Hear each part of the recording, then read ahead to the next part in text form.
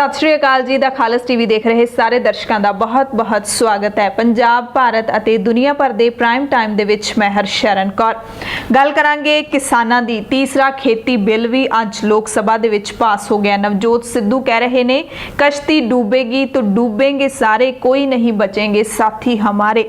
Akali Dal U turn मारन तो बाद कह रहा है इक्को नारा किसान प्यारा। किसानां दे हक्कां दे विच आप मुहारे लोग खड़े हो रहे ने। बादलां दे घर दे मूहरे लाया धरना किसानां ने खत्म कर दिता है 8वें दिन, क्योंकि 25 सितंबर नूं जिहड़ा पंजाब बंद करना है उहदे लई तैयारियां शुरू कर दित्तियां ने। गायक भी कह रहे ने कि साडा ऐलान शरेआम 25 सितंबर नूं करांगे चक्का जाम। राज सभा ते लोक सभा दे विच अज की होया, पंजाब दे किहड़े 4 संसद मैंबरां नूं दिल्ली पुलिस ने कुੱਟਿਆ, सारियां खबरां दसांगे। ईरान ने अमरीका नूं मूंह तोड़वां जवाब दिता है, किहड़े मुद्दे ते दिता है यह भी दसांगे। मुख मंत्री कैप्टन अमरिंदर सिंह ने कोविड विरुद्ध लड़ाई दे लई करोना फतेह किट की शुरुआत कर दी है ते यह किट है जिहड़ी सूबे दे विच जिहड़े भी करोना मरीज ने हस्पताल दे विच जां घरां दे विच एकांतवास उन्हां नूं दित्ती जाएगी। करोना वायरस की अपडेट भी जरूर जान लैंदे। भारत दे विच इस वक्त 9,75,861 एक्टिव मरीज ने ते ठीक होने वाले जिहड़े मरीज ने उन्हां दी गिनती 44,97,867 है। मौतां दी गिनती 88,935 है। जे गल कर लईए पूरी दुनिया दी 3 करोड़ 14 लाख कुल पॉजिटिव केस ने, जिन्हां दे विचों 2 करोड़ 15 लाख ठीक हो चुके ने। मौतां दी गिनती 9,66,000 है। पंजाब दी गल कर लईए मौतां दी गिनती 3,000 तक पहुंचण वाली है ਅਤੇ कुल पॉजिटिव मरीजों की गिनती 1 लाख का अंकड़ा टप गई है। ठीक होने वाले मरीजों की गिनती भी 80,000 के नेड़े पहुंचने वाली है। एक्टिव केस सूबे दे विच 22,000 का अंकड़ा पार कर गए ने।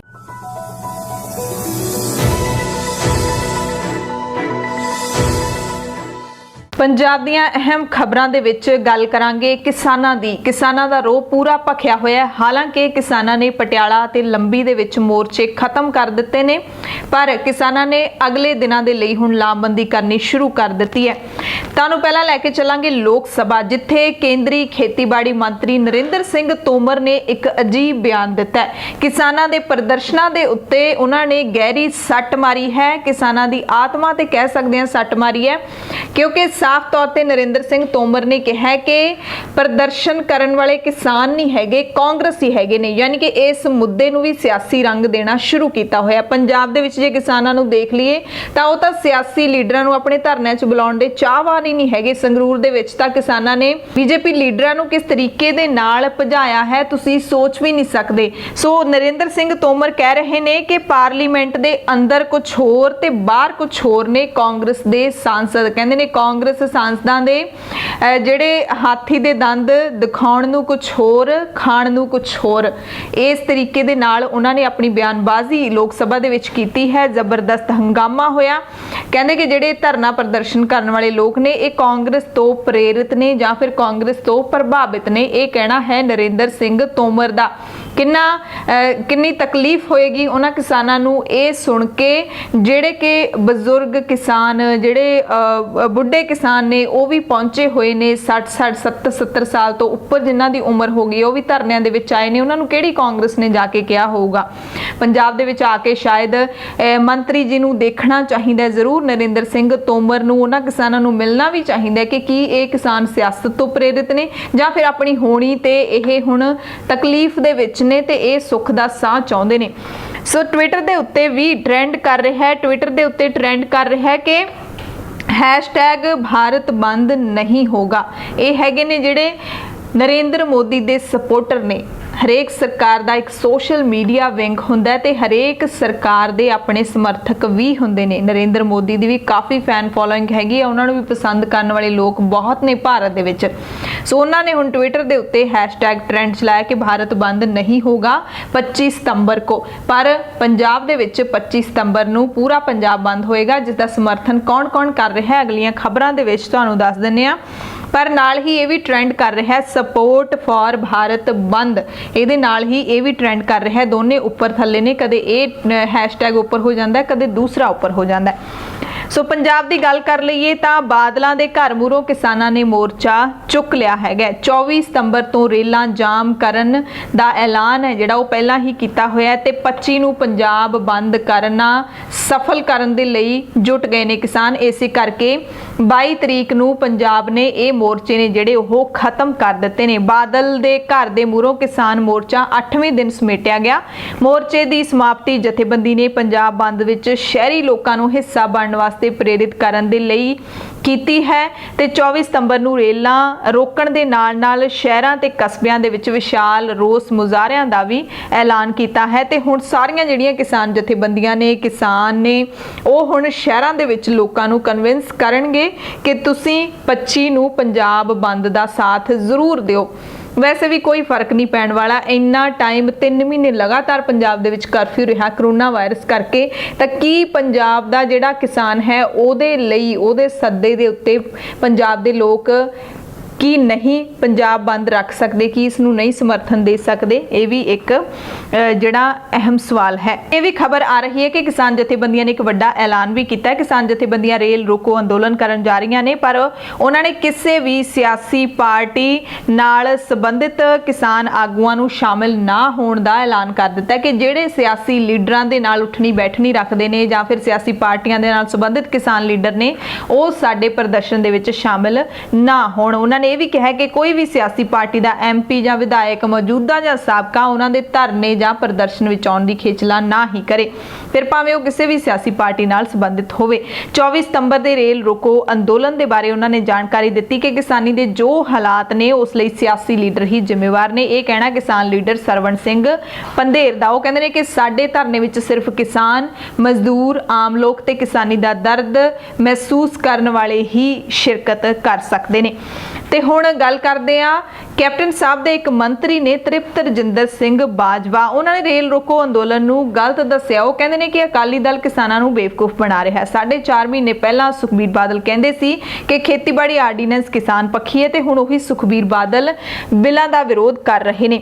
ਉਹਨਾਂ ਕਿਹਾ ਕਿ ਹਲੇ ਤੱਕ ਅਕਾਲੀ ਦਲ ਆਪਣਾ ਸਟੈਂਡ ਕਲੀਅਰ ਹੀ ਨਹੀਂ ਕਰ ਸਕਿਆ। ਹਰਸਿਮਰਤ ਕੌਰ ਬਾਦਲ ਕਹਿ ਰਹੀ ਹੈ ਮੈਂ ਬਿੱਲਾਂ ਦੇ ਵਿਰੋਧ ਵਿੱਚ ਨਹੀਂ ਹਾਂ, ਕਿਸਾਨ ਇਸ ਦੀ ਖਿਲਾਫਤ ਕਰ ਰਹੇ ਨੇ।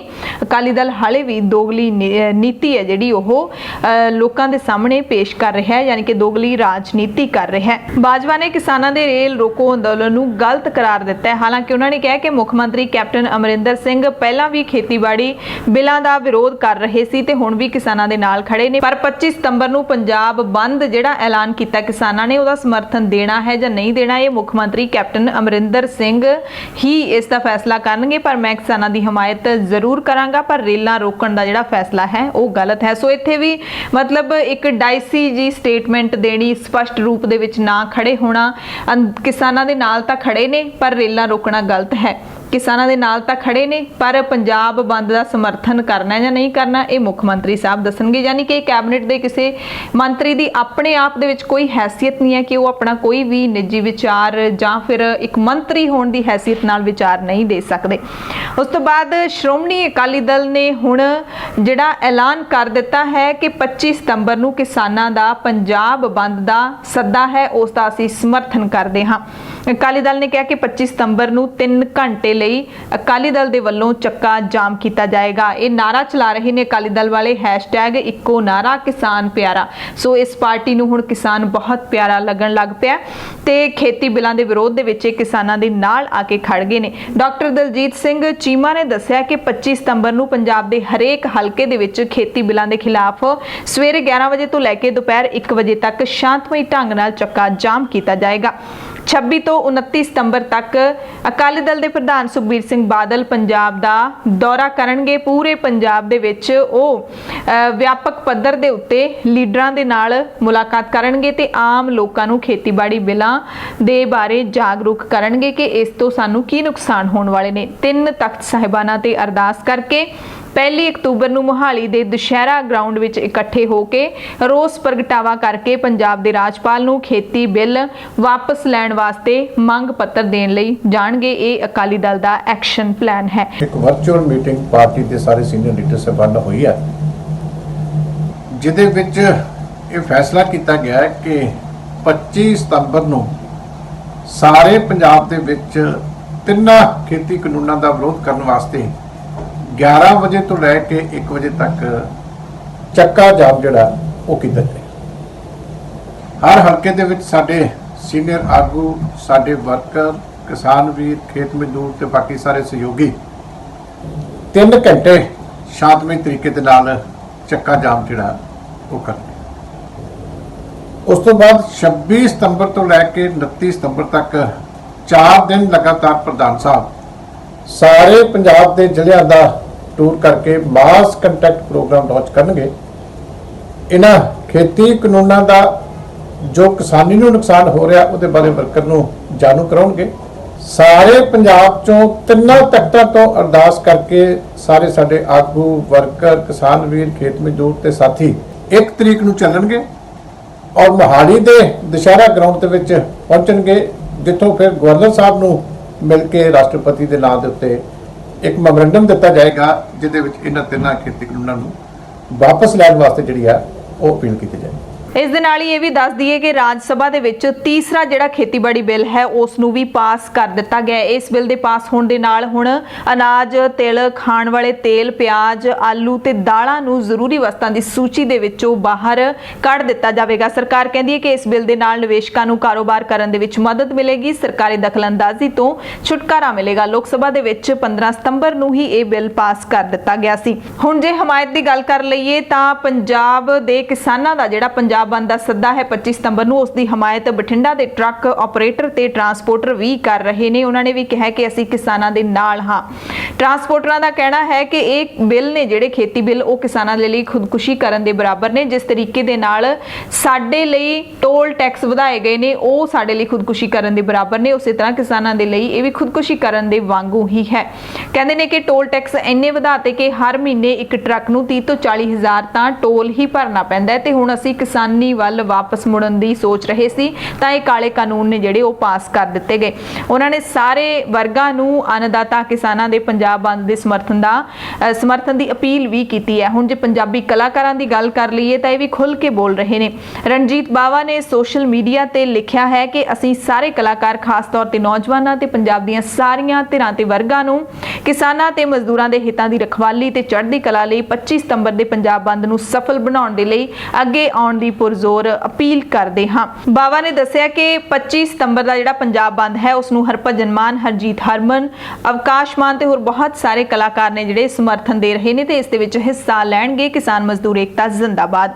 ਪੰਜਾਬੀ ਗਾਇਕ ਬੱਬੂ ਮਾਨ ਜਿਹੜੇ ਕਿ ਪੰਜਾਬ ਮਜ਼ਦੂਰ ਏਕਤਾ ਜ਼ਿੰਦਾਬਾਦ ਨੂੰ ਲੈ ਕੇ ਕਾਫੀ ਪੋਸਟਾਂ ਲਿਖਦੇ ਵੀ ਰਹਿੰਦੇ ਨੇ। ਬੱਬੂ ਮਾਨ ਨੇ ਵੀ ਕਿਹਾ ਕਿ ਕਲਮਾਂ ਨੂੰ ਆਜੋ ਅਸਲਾ ਬਣਾ ਲਈਏ, ਇਕੱਠੇ ਹੋ ਕੇ ਪੂੰਜੀਪਤੀ ਆਜੋ ਅੱਗੇ ਲਾ ਲਈਏ, 25 ਤਰੀਕ ਨੂੰ ਜਾਮ ਜੜਾਂਗੇ, ਗੱਲ ਨਾ ਬਣੀ ਤਾਂ ਲੰਮੀ ਲੜਾਈ ਲੜਾਂਗੇ। यानी कि पूरी सपोर्ट कर रहे ने पंजाब बंद दी। कलमा नू आजो असला बना लिए, कट्ठे होके पूंजीपति आज मूरे ला लिए, 25 तरीक नू जाम जड़ांगे, जे गल ना बनी तो लंबी लड़ाई लड़ांगे।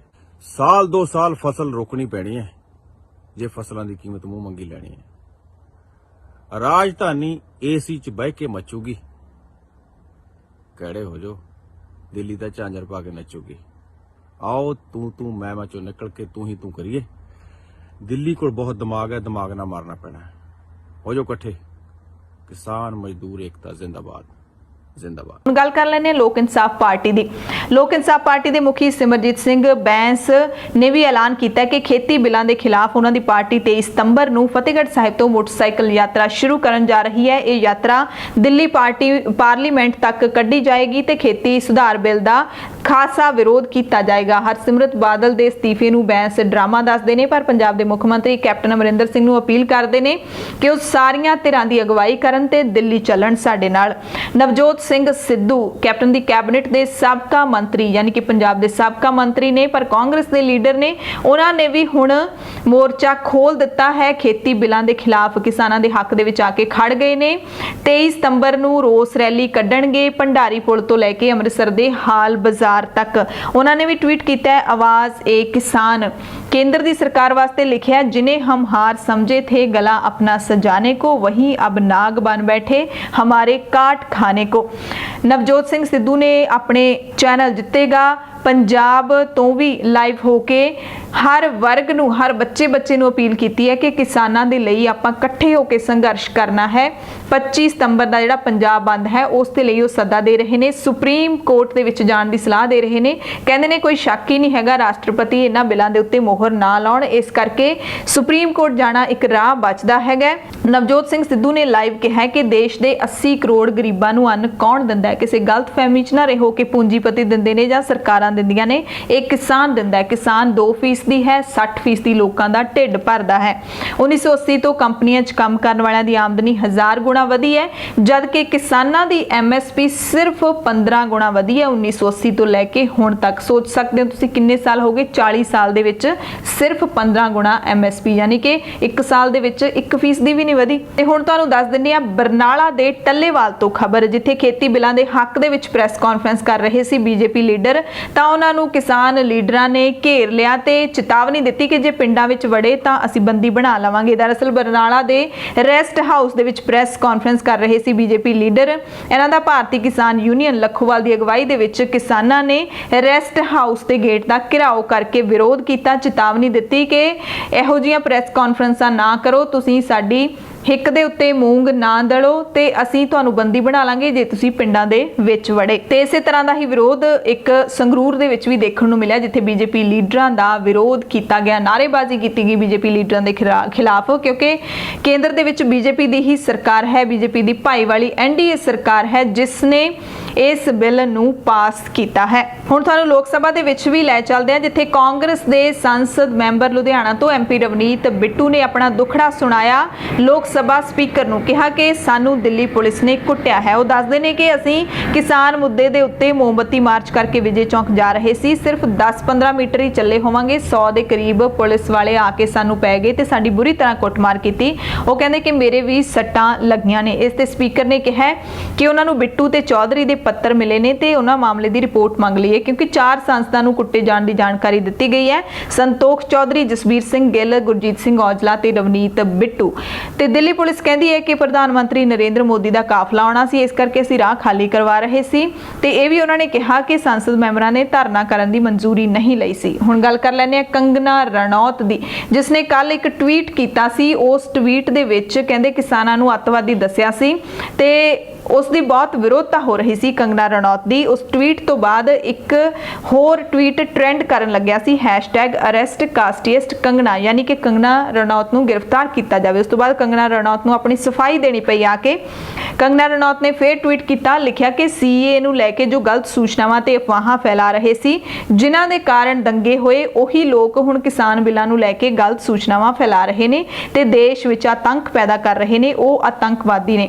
ਤੁਸੀਂ ਚੰਗੀ ਤਰ੍ਹਾਂ ਜਾਣਦੇ ਹੋ ਕਿ ਮੈਂ ਕੀ ਕਿਹਾ, ਪਰ ਤੁਸੀਂ ਗਲਤ ਸੂਚਨਾ ਫੈਲਾਉਣਾ ਪਸੰਦ ਕਰਦੇ ਹੋ। ਇਹ ਵੀ ਉਹਨੇ ਕਿਹਾ ਕਿ ਜੇ ਕੋਈ ਇਹ ਸਾਬਿਤ ਕਰਦੇ ਕਿ ਮੈਂ ਕਿਸਾਨਾਂ ਨੂੰ ਆਤੰਕੀ ਕਿਹਾ ਤਾਂ ਮੈਂ ਟਵਿੱਟਰ ਛੱਡ ਦਿਆਂਗੀ। ਅਗਲੀ ਖਬਰ ਦੱਸਦੀ ਹੈ ਕਿ ਪੰਜਾਬ ਦੇ ਮੁੱਖ ਮੰਤਰੀ ਕੈਪਟਨ ਅਮਰਿੰਦਰ ਸਿੰਘ ਨੇ ਪੰਜਾਬ ਦੇ ਅੰਦਰ ਤੇ ਬਾਹਰੋਂ ਬਾਸਮਤੀ ਦੇ ਵਪਾਰੀਆਂ ਅਤੇ ਮਿੱਲ ਮਾਲਕਾਂ ਦੇ ਲਈ ਇੱਕ ਵੱਡਾ ਐਲਾਨ ਕੀਤਾ ਹੈ। ਮਾਰਕੀਟ ਫੀਸ ਯਾਨੀ ਕਿ MDF ਦੇ ਵਿੱਚ ਕਟੌਤੀ ਕਰਨ ਦਾ ਐਲਾਨ ਕੀਤਾ ਹੈ ਤੇ ਪੇਂਡੂ ਵਿਕਾਸ ਫੀਸ ਜਿਹੜੀ RDF ਹੈ ਉਹਦੀਆਂ ਦਰਾਂ ਵੀ 2% ਤੋਂ 1% ਤੱਕ ਘੱਟ ਕਰਨ ਦਾ ਐਲਾਨ ਕੀਤਾ ਹੈ। ਕਹਿੰਦੇ ਨੇ ਕਿ ਇਸ ਦੇ ਨਾਲ ਬਾਸਮਤੀ ਨੂੰ ਅੰਤਰਰਾਸ਼ਟਰੀ ਬਾਜ਼ਾਰਾਂ ਦੇ ਵਿੱਚ ਮੁਕਾਬਲੇਬਾਜ਼ ਬਣਾਉਣ ਦੇ ਵਿੱਚ ਸਹਾਇਤਾ ਮਿਲੇਗੀ ਤੇ ਬਾਸਮਤੀ ਵਪਾਰੀਆਂ ਤੇ ਮਿੱਲ ਮਾਲਕਾਂ ਨੂੰ 100 ਕਰੋੜ ਰੁਪਏ ਦੀ ਰਾਹਤ ਮਿਲੇਗੀ। ਇਹ ਵੀ ਕਿਹਾ ਗਿਆ ਕਿ ਰਾਜ ਤੋਂ ਬਾਸਮਤੀ ਚੌਲ ਦਾ ਐਕਸਪੋਰਟ ਕਰਨ ਦੇ ਲਈ ਕਿਸੇ ਵੀ ਝੋਨੇ ਚੌਲ ਡੀਲਰ, ਮਿਲਰ ਤੇ ਵਪਾਰੀ ਨੂੰ ਕਿਸੇ ਵੀ ਫੀਸ ਦੀ ਵਾਪਸੀ ਦੀ ਇਜਾਜ਼ਤ ਨਹੀਂ ਦਿੱਤੀ ਜਾਏਗੀ। ਅਗਲੀ ਪੰਜਾਬ ਦੀ ਅਹਿਮ ਖਬਰ ਤੁਹਾਨੂੰ ਦੱਸ ਦਈਏ ਕਿ ਪੰਜਾਬ ਦਾ ਸਾਬਕਾ DGP ਸੁਮੇਧ ਸੈਣੀ, ਉਸ ਨੂੰ ਮਟੌਰ ਥਾਣੇ ਦੇ ਵਿੱਚ 23 ਸਤੰਬਰ ਨੂੰ ਸਵੇਰੇ 11 ਵਜੇ ਬੁਲਾਇਆ ਗਿਆ ਪੁਲਿਸ ਦੇ ਵੱਲੋਂ ਜਾਂਚ ਦੇ ਵਿੱਚ ਸ਼ਾਮਿਲ ਹੋਣ ਦੇ ਲਈ।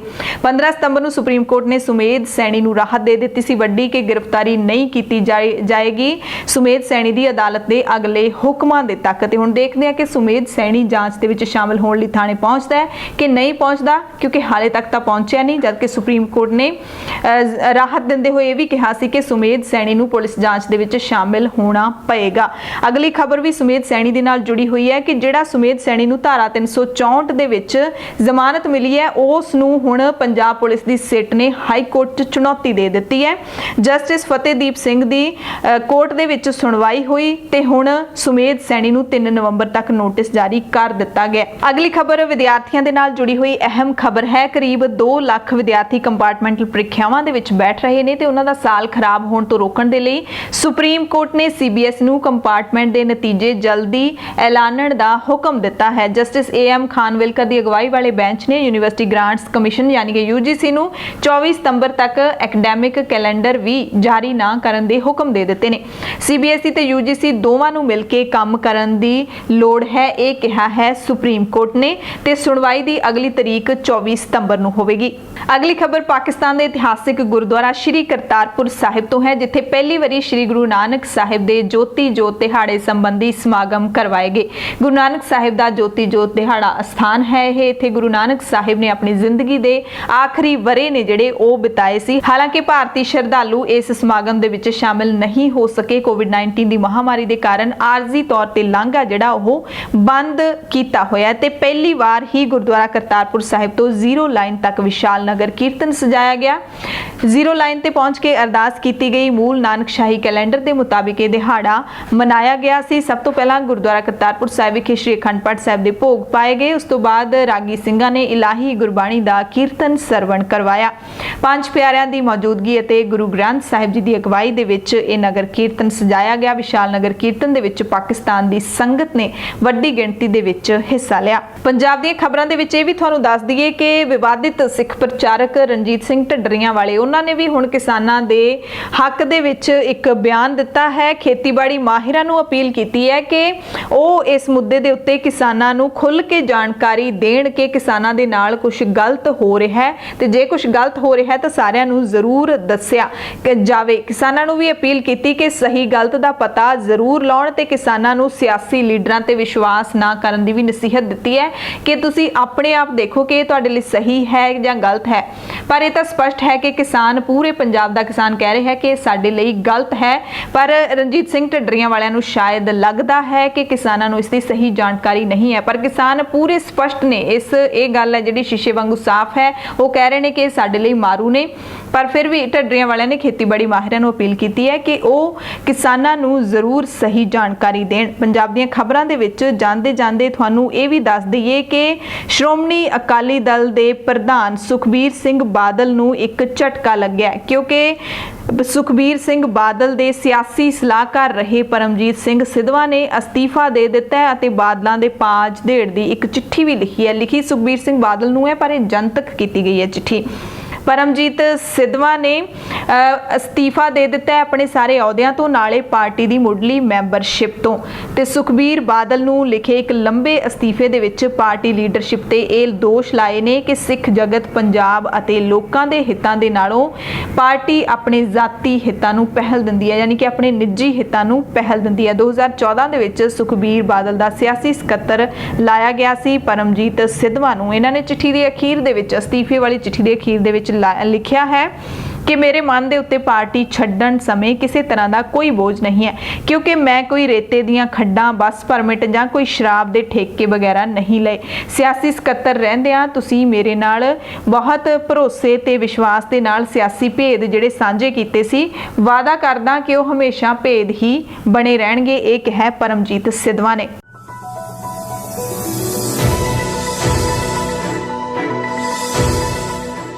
ਪੂਰੇ ਭਾਰਤ ਦੀਆਂ ਖਬਰਾਂ ਦੇ ਵਿੱਚ ਸਭ ਤੋਂ ਪਹਿਲਾਂ ਅਸੀਂ ਗੱਲ ਕਰਾਂਗੇ ਆਪਣੇ ਪ੍ਰਧਾਨ ਮੰਤਰੀ ਨਰਿੰਦਰ ਮੋਦੀ ਦੀ। ਜਾਣਕਾਰੀ ਮਿਲ ਰਹੀ ਹੈ ਕਿ ਮਾਰਚ 2015 ਤੋਂ ਲੈ ਕੇ ਨਵੰਬਰ 2019 ਤੱਕ ਨਰਿੰਦਰ ਮੋਦੀ ਨੇ 58 ਦੇਸ਼ਾਂ ਦੀਆਂ ਯਾਤਰਾਵਾਂ ਕੀਤੀਆਂ ਨੇ, ਜਿਸ ਤੇ 517 ਕਰੋੜ 82 ਲੱਖ ਰੁਪਏ ਖਰਚ ਹੋਏ ਨੇ। 58 ਯਾਤਰਾਵਾਂ ਤੇ ਕਿੰਨੇ ਕਰੋੜ ਖਰਚ ਹੋਏ ਨੇ? 517 ਕਰੋੜ 82 ਲੱਖ ਰੁਪਏ।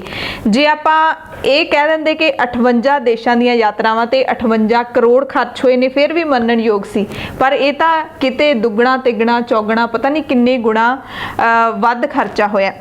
ਨਰਿੰਦਰ ਮੋਦੀ ਨੇ 58 ਦੇਸ਼ਾਂ ਦਾ ਦੌਰਾ ਕੀਤਾ ਤੇ ਮੰਗਲਵਾਰ ਨੂੰ ਇਸ ਦੀ ਜਾਣਕਾਰੀ ਸੰਸਦ ਦੇ ਵਿੱਚ ਦਿੱਤੀ ਗਈ। ਰਾਜ ਸਭਾ ਨੂੰ ਲਿਖਤੀ ਜਵਾਬ ਦਿੰਦੇ ਹੋਏ ਵਿਦੇਸ਼ ਰਾਜ ਮੰਤਰੀ ਵੀ ਮੁਰਲੀਧਰਨ ਨੇ ਇਹ ਵੀ ਕਿਹਾ ਕਿ ਪ੍ਰਧਾਨ ਮੰਤਰੀ ਦੀਆਂ ਇਹਨਾਂ ਯਾਤਰਾਵਾਂ ਦੇ ਨਾਲ ਦੁਵੱਲੇ ਖੇਤਰੀ ਅਤੇ ਵਿਸ਼ਵ ਵਿਆਪੀ ਮੁੱਦਿਆਂ ਦੇ ਉੱਤੇ ਭਾਰਤ ਦੇ ਦ੍ਰਿਸ਼ਟੀਕੋਣ ਬਾਰੇ ਹੋਰ ਦੇਸ਼ਾਂ ਨੂੰ ਜਾਣੂ ਕਰਵਾਇਆ ਗਿਆ। ਕਾਂਗਰਸ ਪਾਰਟੀ ਦੀ ਫੌਜੀਆ ਖਾਨ ਨੇ ਸਰਕਾਰ ਤੋਂ ਪੁੱਛਿਆ ਕਿ ਸਾਲ 2015 ਤੋਂ ਅੱਜ ਤੱਕ ਪ੍ਰਧਾਨ ਮੰਤਰੀ ਨੇ ਕਿੰਨੇ ਦੇਸ਼ਾਂ ਦਾ ਦੌਰਾ ਕੀਤਾ ਤੇ ਕਿੰਨੀ ਰਾਸ਼ੀ ਇਸ ਤੇ ਖਰਚ ਹੋਈ ਸੀ। ਇਹ ਰਾਸ਼ਟਰਵਾਦੀ ਕਾਂਗਰਸ ਪਾਰਟੀ ਦੀ ਲੀਡਰ ਨੇ ਪੁੱਛਿਆ ਸੀ, ਸੰਸਦ ਨੇ ਪੁੱਛਿਆ ਸੀ। ਉਸ ਤੋਂ ਬਾਅਦ ਸਰਕਾਰ ਨੂੰ ਇਹ ਜਵਾਬ ਦੇਣਾ ਪਿਆ ਕਿ 2015 ਤੋਂ ਲੈ ਕੇ 2019 ਤੱਕ ਯਾਨੀ ਕਿ 4 ਸਾਲਾਂ ਦੇ ਵਿੱਚ ਪ੍ਰਧਾਨ ਮੰਤਰੀ ਜੀ 58 ਮੁਲਕਾਂ ਦੇ ਵਿੱਚ ਗਏ ਤੇ ਉਹਨਾਂ ਯਾਤਰਾਵਾਂ ਦੇ ਉੱਤੇ 517 ਕਰੋੜ 82 ਲੱਖ ਦਾ ਖਰਚਾ ਕਰਕੇ ਆ ਗਏ ਤੇ ਭਾਰਤ ਦੀ ਵਿਦੇਸ਼ ਨੀਤੀ ਨੇ ਭਾਰਤ ਨੂੰ ਕਿੰਨਾ ਕੁ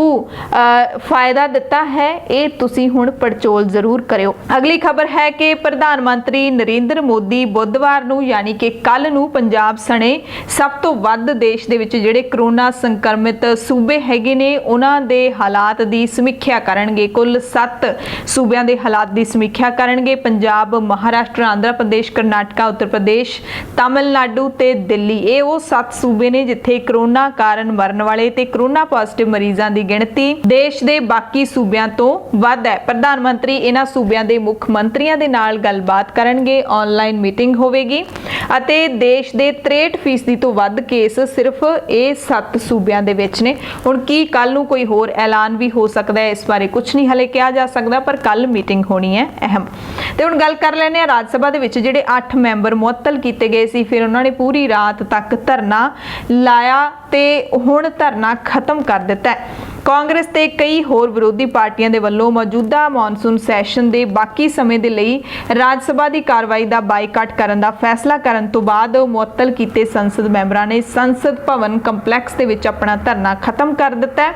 ਇੱਕ ਮੈਂਬਰ ਰਾਜੀਵ ਸੱਤਵ ਨੇ ਕਿਹਾ ਕਿ ਵਿਰੋਧੀ ਇਸ ਧਿਰ ਇਸ ਸੈਸ਼ਨ ਦੇ ਵਿੱਚ ਉੱਪਰਲੇ ਸਦਨ ਦੀ ਕਾਰਵਾਈ ਦਾ ਬਾਈਕਾਟ ਕਰੇਗੀ। ਅਜਿਹੇ ਹਾਲਾਤਾਂ ਵਿੱਚ ਅਸੀਂ ਧਰਨਾ ਖਤਮ ਕਰ ਦਿੱਤਾ ਹੈ, ਪਰ ਅਸੀਂ ਹੁਣ ਸੜਕਾਂ ਦੇ ਉੱਤੇ ਅੰਦੋਲਨ ਕਰਾਂਗੇ। ਇਸ ਤੋਂ ਪਹਿਲਾਂ ਸੰਸਦ ਦੇ ਜਿਹੜੇ ਚੇਅਰਮੈਨ ਹੈਗੇ ਨੇ ਹਰੀਵੰਸ਼, ਉਹ ਧਰਨੇ ਦੇ ਉੱਤੇ ਬੈਠੇ 8 ਸੰਸਦ ਮੈਂਬਰਾਂ ਲਈ ਚਾਹ ਲੈ ਕੇ ਵੀ ਪਹੁੰਚੇ ਸੀ। ਕੋਲੇ ਬੈਠ ਕੇ ਉਹਨਾਂ ਨੇ ਚੰਗੇ ਤਰੀਕੇ ਦੇ ਨਾਲ ਚਾਹ ਪਿਆਈ ਤੇ ਕਿਉਂਕਿ ਇਹਨਾਂ ਸਾਰੇ ਸੰਸਦ ਮੈਂਬਰਾਂ ਨੇ ਕੰਪਲੈਕਸ ਦੇ ਵਿੱਚ ਹੀ ਆਪਣੀ ਰਾਤ ਬਤੀਤ ਕੀਤੀ ਸੀ, ਉੱਥੇ ਹੀ ਇਹਨਾਂ ਨੇ ਧਰਨਾ ਲਾ ਕੇ ਰੱਖਿਆ ਤੇ ਸ਼ਾਇਦ ਸੰਸਦ ਦੇ ਇਤਿਹਾਸ ਵਿੱਚ ਇਹ ਪਹਿਲਾ ਦਿਨ ਹੋਊਗਾ, ਪਹਿਲਾ ਅਜਿਹਾ ਪ੍ਰਦਰਸ਼ਨ ਹੋਊਗਾ ਕਿ ਰਾਤ ਨੂੰ ਵੀ ਸੰਸਦ ਕੰਪਲੈਕਸ ਦੇ ਵਿੱਚ ਪ੍ਰਦਰਸ਼ਨ ਜਾਰੀ ਰਿਹਾ। ਤੇ ਉਧਰ ਕੇਂਦਰੀ ਮੰਤਰੀ ਰਵੀ ਸ਼ੰਕਰ ਪ੍ਰਸਾਦ ਕਹਿੰਦੇ ਨੇ ਕਿ ਰਾਜ ਸਭਾ ਦੇ ਮੁਅੱਤਲੇ ਮੈਂਬਰਾਂ ਦੇ ਵੱਲੋਂ ਆਪਣੇ ਵਿਵਹਾਰ ਦੇ ਲਈ ਜਿੰਨਾ ਚਿਰ ਮਾਫੀ ਨਹੀਂ ਮੰਗੀ ਜਾਂਦੀ ਉਹਨਾਂ ਚਿਰ ਉਹਨਾਂ ਦੀ ਬਹਾਲੀ ਤੇ ਵਿਚਾਰ ਵੀ ਨਹੀਂ ਹੋ ਸਕਦੀ। ਉਹਨਾਂ ਨੂੰ ਬਹਾਲ ਕਰਨਾ ਤਾਂ ਦੂਰ ਦੀ ਗੱਲ। ਉਹਨਾਂ ਕਿਹਾ ਕਿ ਸਾਨੂੰ ਆਸ ਸੀ ਕਿ ਮਰਿਆਦਾ ਭੰਗ ਕਰਨ ਵਾਲੇ ਮੈਂਬਰਾਂ ਦਾ ਕਾਂਗਰਸ ਵਿਰੋਧ ਕਰੇਗੀ, ਪਰ ਹੈਰਾਨੀ ਹੈ ਕਿ ਕਾਂਗਰਸ ਵੀ ਉਹਨਾਂ ਦੇ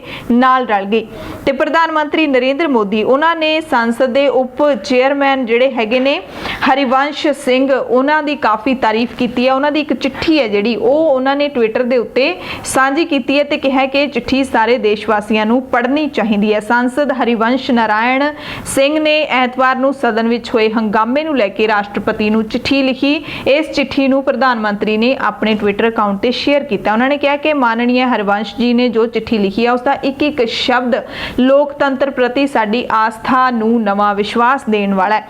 ਹਰੀਵੰਸ਼ ਰਾਏ ਨੇ ਚਿੱਠੀ ਦੇ ਵਿੱਚ ਲਿਖਿਆ ਕਿ 20 ਸਤੰਬਰ ਨੂੰ ਰਾਜ ਸਭਾ ਦੇ ਵਿੱਚ ਜੋ ਕੁਝ ਹੋਇਆ ਉਸ ਨਾਲ ਪਿਛਲੇ 2 ਦਿਨਾਂ ਤੋਂ ਮੈਂ ਡੂੰਗੀ ਆਤਮ ਪੀੜਾ ਦੇ ਵਿੱਚ ਆ, ਆਤਮ ਤਣਾਵ ਦੇ ਵਿੱਚ ਆ, ਮਾਨਸਿਕ ਵੇਦਨਾ ਦੇ ਵਿੱਚ ਆ ਤੇ ਮੈਂ ਪੂਰੀ ਰਾਤ ਸੌ ਨਹੀਂ ਸਕਿਆ। ਉਹਨਾਂ ਨੇ ਲਿਖਿਆ ਕਿ ਉੱਚ ਸਦਨ ਦੇ ਮਰਿਆਦਾ ਪੀਠ ਦੇ ਉੱਤੇ ਮੇਰੇ ਨਾਲ ਜੋ ਅਪਮਾਨਜਨਕ ਵਿਵਹਾਰ ਹੋਇਆ ਉਹਦੇ ਲਈ ਮੈਨੂੰ 1 ਦਿਨ ਦਾ ਵਰਤ ਰੱਖਣਾ ਚਾਹੀਦਾ। ਸ਼ਾਇਦ ਮੇਰੇ ਵਰਤ ਨਾਲ ਸਦਨ ਵਿੱਚ ਇਸ ਤਰ੍ਹਾਂ ਦੇ ਆਚਰਣ ਕਰਨ ਵਾਲੇ ਮਨੁੱਖੀ ਮੈਂਬਰਾਂ ਦੇ ਅੰਦਰ ਜਿਹੜੀ ਆਤਮ ਸ਼ੁੱਧੀ ਹੈ ਉਹ ਭਾਵਨਾ ਪੈਦਾ ਹੋਵੇ। ਸੰਸਦ ਦੇ ਮਾਨਸੂਨ ਸਦਨ ਦੀ ਇੱਕ ਖਾਸ ਗੱਲ ਇਸ ਵਾਰ ਇਹ ਰਹੀ ਹੈ ਕਿ ਕੇਂਦਰ ਸਰਕਾਰ ਨੇ ਕਈ ਮੁੱਦਿਆਂ ਤੇ ਇਹ ਕਿਹਾ ਕਿ ਸਾਡੇ ਕੋਲ ਡੇਟਾ ਮੌਜੂਦ ਨਹੀਂ ਹੈ, ਸਾਡੇ ਕੋਲ ਅੰਕੜੇ ਮੌਜੂਦ ਨਹੀਂ ਹੈ।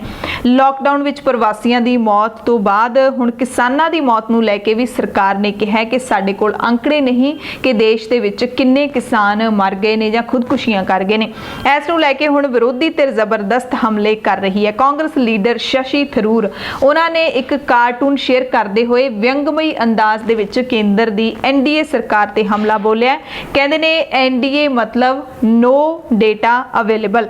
ਕਾਰਟੂਨ ਦੇ ਨਾਲ ਉਹਨਾਂ ਨੇ ਲਿਖਿਆ, ਕਹਿੰਦੇ ਪ੍ਰਵਾਸੀ ਮਜ਼ਦੂਰਾਂ ਤੇ ਕੋਈ ਡੇਟਾ ਨਹੀਂ, ਕਿਸਾਨਾਂ ਦੀ ਆਤਮ ਹੱਤਿਆ ਤੇ ਵੀ ਕੋਈ ਡੇਟਾ ਨਹੀਂ ਹੈ, ਫਿਸਕਲ ਸਟੀਮੁਲਸ ਤੇ ਗਲਤ ਡੇਟਾ ਹੈ, ਕੋਵਿਡ ਨਾਲ ਹੋਈਆਂ ਮੌਤਾਂ ਤੇ ਵੀ ਭਰਮਾਉਣ ਵਾਲਾ ਡੇਟਾ ਹੈ, ਜੀਡੀਪੀ ਗਰੋਥ ਨੂੰ ਲੈ ਕੇ ਕੋਈ ਸਾਫ਼ ਡੇਟਾ ਨਹੀਂ ਹੈ।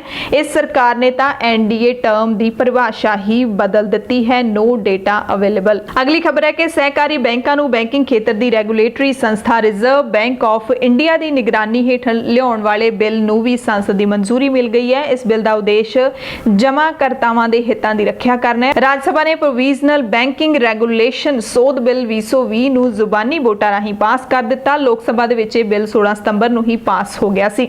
ਇਸ ਬਿੱਲ ਦਾ ਉਦੇਸ਼ ਸਹਿਕਾਰੀ ਬੈਂਕਾਂ ਦੇ ਵਿੱਚ ਪੇਸ਼ੇਵਰ ਕੰਮਕਾਰ ਨੂੰ ਵਧਾਉਣਾ, ਪ੍ਰਸ਼ਾਸਨ ਵਿੱਚ ਸੁਧਾਰ ਕਰਨਾ, ਰਿਜ਼ਰਵ ਬੈਂਕ ਰਾਹੀਂ ਬੈਂਕਿੰਗ ਦੀ ਸਹੀ ਵਿਵਸਥਾ ਨੂੰ ਯਕੀਨੀ ਬਣਾਉਣਾ ਹੈ। ਭਾਰਤੀ ਅਰਥ ਵਿਵਸਥਾ ਨੂੰ 5 ਤੋਂ 6% ਦੇ ਵਾਧੇ ਦੀ ਦਰ ਤੇ ਵਾਪਸ ਪਰਤਣ ਦੇ ਵਿੱਚ 3 ਤੋਂ 5 ਸਾਲ ਦਾ ਸਮਾਂ ਲੱਗੇਗਾ। ਇਹ ਕਹਿਣਾ ਭਾਰਤੀ ਰਿਜ਼ਰਵ ਬੈਂਕ ਦੇ ਸਾਬਕਾ ਗਵਰਨਰ ਡਾਕਟਰ ਡੀ ਸੁਬਰਾ ਰਾਓ ਦਾ। ਉਹਨਾਂ ਨੇ BBC ਨੂੰ ਇੱਕ ਈਮੇਲ ਦੇ ਜ਼ਰੀਏ ਇੰਟਰਵਿਊ ਦਿੱਤਾ। ਉਹਦੇ ਵਿੱਚ ਉਹਨਾਂ ਨੇ ਕਿਹਾ ਹੈ ਕਿ ਇਹ ਵਾਧਾ ਦਰ ਉਦੋਂ ਹੀ ਮੁਮਕਿਨ ਹੋ ਸਕੇਗੀ ਜਦੋਂ ਸਹੀ ਤਿਆਰੀ ਦੇ ਨਾਲ, ਸਹੀ ਤਰੀਕੇ ਦੇ ਨਾਲ ਸਭ ਕੁਝ ਕੀਤਾ ਜਾਏਗਾ। ਉਹ ਕਹਿੰਦੇ ਨੇ ਕਿ ਅਰਥ ਵਿਵਸਥਾ ਦੇ ਵਿੱਚ ਜਾਨ ਪਾਉਣ ਦੇ ਲਈ ਸਰਕਾਰ ਨੂੰ ਪੈਸਾ ਖਰਚਣਾ ਸ਼ੁਰੂ ਕਰਨਾ ਹੀ ਪਏਗਾ ਤੇ ਕਰਨਾ ਹੀ ਚਾਹੀਦਾ। ਕਹਿੰਦੇ ਭਾਰਤੀ ਅਰਥ ਵਿਵਸਥਾ ਨੂੰ ਪਟੜੀ ਤੇ ਲਾਉਣ ਦੇ ਲਈ ਕਈ ਚੁਣੌਤੀਆਂ ਵੀ ਹੈਗੀਆਂ ਨੇ। ਸਭ ਤੋਂ ਵੱਡੀ ਚੁਣੌਤੀ ਹੈ ਲੋਕਾਂ ਦੀ ਨੌਕਰੀਆਂ ਬਚਾਉਣ ਦੀ, ਲੋਕਾਂ ਦੀਆਂ ਨੌਕਰੀਆਂ ਜਾਣ ਤੋਂ ਬਚਾਉਣਾ ਤੇ ਫਿਰ ਤੋਂ ਵਿਕਾਸ ਸ਼ੁਰੂ ਕਰਨਾ। ਉਹ ਕਹਿੰਦੇ ਮਹਾਮਾਰੀ ਹਾਲੇ ਵੀ ਵੱਧ ਰਹੀ ਹੈ, ਅਜਿਹੇ ਵਿੱਚ ਹਾਲੇ ਵੀ ਕਈ ਲੋਕ ਖਤਰੇ ਵਿੱਚ ਨੇ। ਕਿਹਾ ਨਹੀਂ ਜਾ ਸਕਦਾ ਕਿ ਮਹਾਮਾਰੀ ਦਾ ਜਿਹੜਾ ਇਹ ਸੰਕਟ ਹੈਗਾ ਉਹ ਕਦੋਂ ਤੇ ਕਿਵੇਂ ਘਟੂਗਾ। ਇਸ ਲਈ ਅਰਥ ਵਿਵਸਥਾ ਦੀਆਂ ਚੁਣੌਤੀਆਂ ਦੇ ਪੈਮਾਨੇ ਅਤੇ ਗੁੰਝਲਦਾਵਾਂ ਦਾ ਬਹੁਤ ਜ਼ਿਆਦਾ ਅੰਦਾਜ਼ਾ ਲਾਉਣਾ ਸੰਭਵ ਨਹੀਂ ਹੈ, ਪਰ ਸਰਕਾਰ ਨੂੰ ਪੈਸਾ ਖਰਚਣ ਦੀ ਲੋੜ ਹੈ। ਭਾਰਤ ਚੀਨ ਤਣਾਅ ਦੀ ਗੱਲ ਕਰ ਲਈਏ ਤਾਂ ਭਾਰਤ ਤੇ ਚੀਨ ਵਿਚਾਲੇ 14 ਘੰਟਿਆਂ ਤੱਕ ਫੌਜੀ ਗੱਲਬਾਤ ਚੱਲੀ 6ਵੇਂ ਗੇੜ ਦੀ। ਇਸ ਦੇ ਵਿੱਚ ਪੂਰਬੀ ਲਦਾਖ ਦੇ ਵਿੱਚ ਵੱਧ ਉਚਾਈ ਵਾਲੇ ਟਕਰਾਅ ਵਾਲੇ ਇਲਾਕਿਆਂ ਦੇ ਉੱਤੇ ਤਣਾਅ ਘਟਾਉਣ ਦੇ ਤਰੀਕਿਆਂ ਦੇ ਉੱਤੇ ਧਿਆਨ ਕੇਂਦਰਿਤ ਕੀਤਾ ਗਿਆ। ਲੰਮੀ ਗੱਲਬਾਤ ਦੇ ਨਤੀਜਿਆਂ ਦਾ ਹਾਲੇ ਤੱਕ ਪਤਾ ਨਹੀਂ ਲੱਗ ਸਕਿਆ ਕਿ ਕੀ ਗੱਲਬਾਤ ਹੋਈ ਹੈ, ਪਰ ਮੰਨਿਆ ਜਾ ਰਿਹਾ ਹੈ ਕਿ ਦੋਵੇਂ ਤਰ੍ਹਾਂ ਗੱਲਬਾਤ ਨੂੰ ਅੱਗੇ ਤੋਰਨ ਲਈ ਮੁੜ ਮਿਲਣ ਦੇ ਲਈ ਸਹਿਮਤ ਹੋ ਗਈਆਂ ਨੇ। ਭਾਰਤੀ ਪੱਖਾਂ ਨੇ ਸਾਰੇ ਸੰਘਰਸ਼ ਬਿੰਦੂਆਂ ਤੋਂ ਚੀਨੀ ਫੌਜਾਂ ਦੇ ਜਲਦੀ ਤੇ ਮੁਕੰਮਲ ਵਾਪਸੀ ਦੇ ਜ਼ੋਰ ਦਿੱਤਾ ਹੈ ਕਿ ਵਾਪਸ ਚਲੀਆਂ ਜਾਣ। ਭਾਰਤ ਨੇ ਵੀ ਇਹ ਜ਼ੋਰ ਦਿੱਤਾ ਹੈ ਕਿ ਤਣਾਅ ਘਟਾਉਣ ਦੇ ਲਈ ਪਹਿਲਾ ਕਦਮ ਚੀਨ ਨੇ ਹੀ ਚੁੱਕਣਾ ਹੈ। ਸਪੈਸ਼ਲ ਐਨਡੀਪੀਐਸ ਕੋਰਟ ਨੇ ਰੀਆ ਚੱਕਰਵਰਤੀ ਦੀ ਨਿਆਇਕ ਹਿਰਾਸਤ ਹੁਣ 6 ਅਕਤੂਬਰ ਤੱਕ ਵਧਾ ਦਿੱਤੀ ਹੈ। ਰੀਆ ਤੇ ਉਸਦੇ ਭਰਾ ਸ਼ੌਵਿਕ ਨੇ ਬੰਬੇ ਹਾਈ ਕੋਰਟ ਵਿੱਚ ਜ਼ਮਾਨਤ ਦੇ ਲਈ ਅਪੀਲ ਵੀ ਦਾਇਰ ਕੀਤੀ ਹੈ ਤੇ ਹੁਣ 23 ਸਤੰਬਰ ਨੂੰ ਅਗਲੀ ਸੁਣਵਾਈ ਹੋਵੇਗੀ। ਦੇਸ਼ ਦੇ ਸਭ ਤੋਂ ਵੱਡੇ public bank state bank of India ਨੇ ਕਰੋਨਾ ਤੋਂ ਪ੍ਰਭਾਵਿਤ ਆਪਣੇ ਰੀਟੇਲ ਤੇ ਹੋਮ ਲੋਨ ਗਾਹਕਾਂ ਨੂੰ 2 ਸਾਲ ਲਈ ਮੋਰੇਟੋਰੀਅਮ ਦੇਣ ਦਾ ਹੁਣ ਐਲਾਨ ਕੀਤਾ। ਬੈਂਕ ਨੇ ਲੋਨ ਦੀ ਸਟਰਕਚਰਿੰਗ ਤੋਂ ਬਾਅਦ ਇਸ ਦੀ ਮਿਆਦ 2 ਸਾਲਾਂ ਤੱਕ ਵਧਾਉਣ ਦੀ ਆਪਸ਼ਨ ਵੀ ਦਿੱਤੀ ਹੈ। ਆਰਬੀਆਈ ਦੇ ਇਸ ਫੈਸਲੇ ਦੇ ਐਲਾਨ ਤੋਂ ਬਾਅਦ ਹੋਰ ਬੈਂਕ ਵੀ ਇਸ ਰਾਹ ਦੇ ਉੱਤੇ ਚੱਲ ਸਕਦੇ ਨੇ। ਖਾਸ ਕਰਕੇ ਜਨਤਕ ਖੇਤਰ ਦੇ ਬੈਂਕ ਅਜਿਹੀਆਂ ਯੋਜਨਾਵਾਂ ਦਾ ਐਲਾਨ ਕਰ ਸਕਦੇ ਨੇ। ਹਾਲਾਂਕਿ ਸਟੇਟ ਬੈਂਕ ਦੇ ਐਮਡੀ CS ਸ਼ੈਟੀ ਨੇ ਆਪਣੇ ਬੈਂਕ ਪਾਸੋਂ ਲੋਨ ਦੇ ਮੁੜ ਢਾਂਚੇ ਦੇ ਵਿਕਲਪ ਬਾਰੇ ਕਿਹਾ ਹੈ ਕਿ ਇਹ ਇਸ ਗੱਲ ਤੇ ਨਿਰਭਰ ਕਰੇਗਾ ਕਿ ਕਰੋਨਾ ਪ੍ਰਭਾਵਿਤ ਵਿਅਕਤੀ ਹੈ ਉਸ ਦੀ ਆਮਦਨੀ ਕਦੋਂ ਮੁੜ ਸ਼ੁਰੂ ਹੋਏਗੀ ਤੇ ਕਦੋਂ ਉਹ ਵਾਪਸ ਨੌਕਰੀ ਤੇ ਜਾਏਗਾ ਤੇ ਲੋਨ ਉਹਨਾਂ ਨੂੰ ਹੀ ਮਿਲਦਾ ਜਿਹੜੇ ਨੌਕਰੀ ਦੇ ਵਿੱਚ ਹੁੰਦੇ ਨੇ ਜਾਂ ਫਿਰ ਉਹਨਾਂ ਦੇ ਕੋਲ ਕੋਈ ਸੰਪਤੀ ਹੁੰਦੀ ਹੈ। ਤੇ ਬੈਂਕ ਦੀ ਜਿਹੜੀ ਇਹ ਸਹੂਲਤ ਹੈ ਸਿਰਫ ਉਹਨਾਂ ਗਾਹਕਾਂ ਲਈ ਹੋਏਗੀ ਜਿਨ੍ਹਾਂ ਨੇ 1 ਮਾਰਚ 2020 ਤੋਂ ਪਹਿਲਾਂ ਕਰਜ਼ਾ ਲਿਆ ਹੈ ਤੇ ਜੋ ਕੋਵਿਡ ਤੋਂ ਪਹਿਲਾਂ ਨਿਰੰਤਰ ਆਪਣੀ ਲੋਨ ਦੀ ਕਿਸ਼ਤ ਭਰਦੇ ਸੀ। ਹਾਲਾਂਕਿ ਇਸ ਸਹੂਲਤ ਦਾ ਲਾਭ ਲੈਣ ਵਾਲਿਆਂ ਨੂੰ ਬੈਂਕ ਨੂੰ ਇਹ ਸਾਬਿਤ ਕਰਨਾ ਪਏਗਾ ਕਿ ਉਹਨਾਂ ਦੀ ਕਮਾਈ ਨੂੰ ਲਾਕਡਾਊਨ ਨੇ ਪ੍ਰਭਾਵਿਤ ਕੀਤਾ ਹੈ ਤੇ ਕਿਵੇਂ ਕੀਤਾ ਹੈ।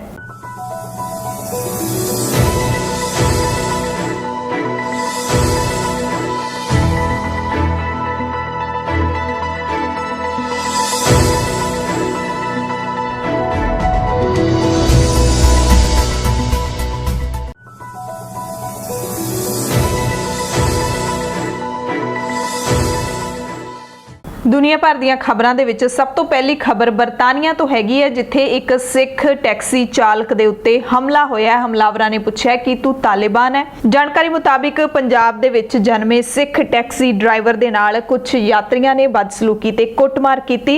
ਇਸ ਤੋਂ ਬਾਅਦ ਯੂਕੇ ਪੁਲਿਸ ਨੇ ਮਾਮਲੇ ਦੀ ਜਾਂਚ ਸ਼ੁਰੂ ਕਰ ਦਿੱਤੀ ਹੈ। ਟੈਕਸੀ ਡਰਾਈਵਰ ਦੱਖਣ ਪੂਰਬੀ ਇੰਗਲੈਂਡ ਦੇ ਰੀਡਿੰਗ ਕਸਬੇ ਦੇ ਕੈਸੀਨੋ ਤੋਂ ਯਾਤਰੀਆਂ ਨੂੰ ਲੰਡਨ ਲੈ ਕੇ ਆਇਆ ਸੀ। ਵਨੀਤ ਸਿੰਘ ਦੀ ਉਮਰ 41 ਸਾਲ ਹੈ। ਉਸਨੇ ਦੱਸਿਆ ਕਿ 4 ਬੰਦਿਆਂ ਨੇ ਉਸ ਦੀ ਦਾੜੀ ਕੱਟੀ ਅਤੇ ਥੱਪੜ ਵੀ ਮਾਰੇ।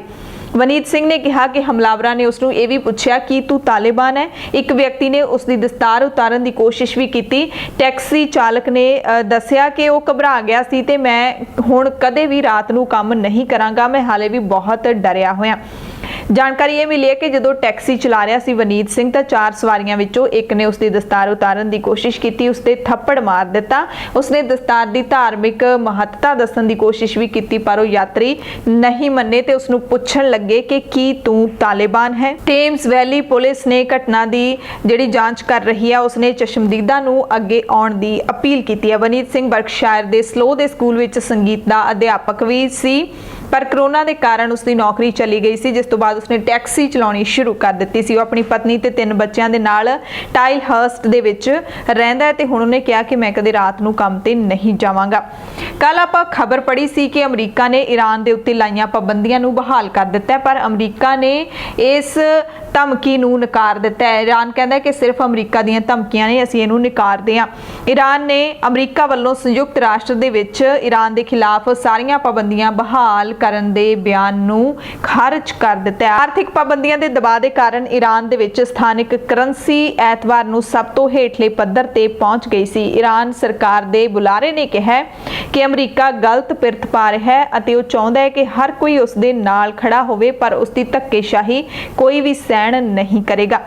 ਅਗਲੀ ਖਬਰ ਕੈਨੇਡਾ ਤੋਂ ਹੈਗੀ ਹੈ, ਜਿੱਥੇ ਬਿੱਲੀਆਂ ਦੇ ਵਿੱਚ ਮਾਰੂ ਕਰੋਨਾ ਵਾਇਰਸ ਦੇ ਇਲਾਜ ਲਈ ਵਰਤੀ ਜਾਂਦੀ ਦਵਾਈ SARS-CoV-2 ਦੇ ਇਲਾਜ ਦੇ ਵਿੱਚ ਅਸਰਦਾਰ ਸਾਬਿਤ ਹੋ ਸਕਦੀ ਹੈ। ਇਹ ਇੱਕ ਸਟੱਡੀ ਬਾਹਰ ਆਈ ਹੈ, ਜਿਸ ਦੇ ਵਿੱਚ ਇਹ ਦਾਅਵਾ ਕੀਤਾ ਗਿਆ ਕਿ GC376 ਦਵਾਈ ਹੈ ਜਿਹੜੀ ਉਹ ਕੋਵਿਡ-19 ਦੇ ਇਲਾਜ ਵਿੱਚ ਅਸਰਦਾਰ ਹੋ ਸਕਦੀ ਹੈ। ਇਹ ਸੰਭਾਵਨਾ ਜਰਨਲ ਨੇਚਰ ਕਮਿਊਨੀਕੇਸ਼ਨ ਦੇ ਵਿੱਚ ਪ੍ਰਕਾਸ਼ਿਤ ਕੀਤੀ ਇੱਕ ਸਟੱਡੀ ਦੇ ਵਿੱਚ ਦੱਸੀ ਗਈ ਹੈ, ਜਿਸ ਦੇ ਵਿੱਚ ਪੋਟੀਜ਼ ਰੋਕਣ ਵਾਲੀ ਦਵਾਈ ਜਿਸ ਨੂੰ GC376 ਕਿਹਾ ਜਾਂਦਾ ਹੈ, ਉਸ ਦੇ ਮਨੁੱਖਾਂ ਦੇ ਉੱਤੇ ਕਲੀਨਿਕਲ ਪਰੀਖਣ ਕਰਨ ਦੀ ਸਿਫਾਰਿਸ਼ ਕੀਤੀ ਗਈ ਹੈ। ਯੂਨੀਵਰਸਿਟੀ ਆਫ ਅਲਬਰਟਾ ਕੈਨੇਡਾ ਦੇ ਇੱਕ ਪ੍ਰੋਫੈਸਰ ਜੋਏਨ ਲੀਮਕਸ ਨੇ ਕਿਹਾ ਕਿ ਇਹ ਦਵਾਈ ਮਨੁੱਖਾਂ ਦੇ ਉੱਤੇ ਅਸਰ ਕਰ ਸਕਦੀ ਹੈ।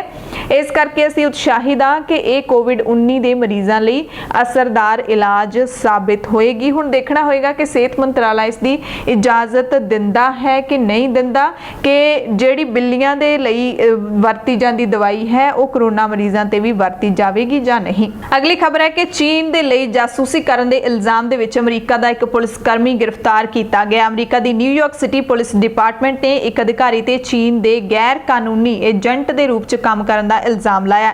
ਤਿੱਬਤ ਦੇ ਵਿੱਚ ਜਨਮੇ ਬੈਮਾ ਡਾਜੀਏ ਅੰਗਵਾਂਗ ਤੇ ਇਲਜ਼ਾਮ ਹੈ ਕਿ ਉਹ ਨਿਊਯਾਰਕ ਦੇ ਵਿੱਚ ਮੌਜੂਦ ਚੀਨੀ ਨਾਗਰਿਕਾਂ ਦੀਆਂ ਗਤੀਵਿਧੀਆਂ ਦੇ ਉੱਤੇ ਨਜ਼ਰ ਰੱਖ ਰਹੇ ਸੀ ਤੇ ਇਸ ਨਾਲ ਜੁੜੀਆਂ ਜਾਣਕਾਰੀਆਂ ਨੂੰ ਵੀ ਉਹ ਰਿਪੋਰਟ ਕਰ ਰਹੇ ਸੀ। ਉਹਨਾਂ ਤੇ ਤਿੱਬਤੀ ਭਾਈਚਾਰੇ ਵਿਚਕਾਰ ਖੁਫੀਆ ਜਾਣਕਾਰੀ ਜੁਟਾਉਣ ਦੇ ਲਈ ਸੂਤਰਾਂ ਦੇ ਬਾਰੇ 'ਚ ਪਤਾ ਲਾਉਣ ਦਾ ਵੀ ਇਲਜ਼ਾਮ ਹੈ ਤੇ ਇਸ ਪੁਲਿਸ ਅਧਿਕਾਰੀ ਨੇ ਅਮਰੀਕਾ ਦੀ ਨਾਗਰਿਕਤਾ ਵੀ ਲੈ ਰੱਖੀ ਹੈ। ਸੋਮਵਾਰ ਨੂੰ ਇਸ ਨੂੰ ਗ੍ਰਿਫਤਾਰ ਕੀਤਾ ਗਿਆ ਤੇ ਜੇ ਇਹ ਦੋਸ਼ੀ ਪਾਇਆ ਜਾਂਦਾ ਹੈ ਤਾਂ ਉਸ ਨੂੰ 55 ਸਾਲ ਤੱਕ ਦੀ ਕੈਦ ਦੀ ਸਜ਼ਾ ਜਿਹੜੀ ਉਹ ਸੁਣਾਈ ਜਾ ਸਕਦੀ ਹੈ। ਦੁਨੀਆ ਦੀਆਂ ਖਬਰਾਂ ਦੇ ਵਿੱਚ ਅਗਲੀ ਖਬਰ ਯੂਨਾਈਟਿਡ ਨੇਸ਼ਨਸ ਦੇ 75 ਸਾਲਾ ਵਰ੍ਹੇਗੰਢ ਨੂੰ ਲੈ ਕੇ ਹੈ। ਯੂਨਾਈਟਿਡ ਨੇਸ਼ਨਸ 75 ਸਾਲਾਂ ਦਾ ਹੋ ਗਿਆ ਤੇ ਦੂਸਰੇ ਵਿਸ਼ਵ ਯੁੱਧ ਤੋਂ ਬਾਅਦ ਸੰਯੁਕਤ ਰਾਸ਼ਟਰ ਦਾ ਗਠਨ ਹੋਇਆ ਸੀ ਤੇ 75 ਸਾਲਾ ਵਰ੍ਹੇਗੰਢ ਦੇ ਮੌਕੇ ਭਾਰਤ ਅਤੇ ਚੀਨ ਦੇ ਪ੍ਰਧਾਨ ਮੰਤਰੀਆਂ ਨੇ ਲਗਭਗ ਇੱਕੋ ਜਿਹਾ ਭਾਸ਼ਣ ਕੀਤਾ।